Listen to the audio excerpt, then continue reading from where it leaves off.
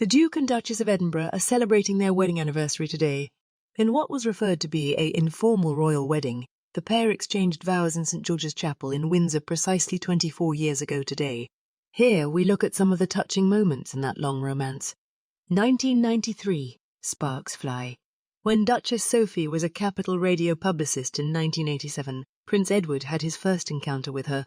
But the real action wouldn't begin until a second meeting 6 years later. By that time, Sophie had become a public relations professional and was in charge of promoting Edward's real tennis challenge. One of the most well-known players in the nation at the time, Edward, was holding a marathon of real tennis matches to raise money for charity. Their first date consisted of a tennis match, followed by dinner at Buckingham Palace. 1994, 2 royal weddings but no proposal.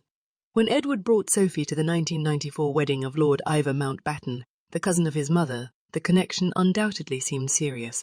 They were also seen together at Princess Margaret's daughter Lady Sarah Gatter's wedding later that year in July. 1996, still no wedding.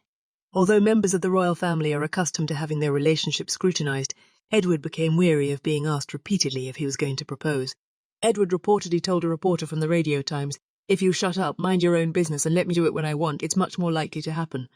The prince allegedly opted to wait after Diana, the late Princess of Wales's interview on Panorama the previous year, put a stop to any prior attempts at engagement.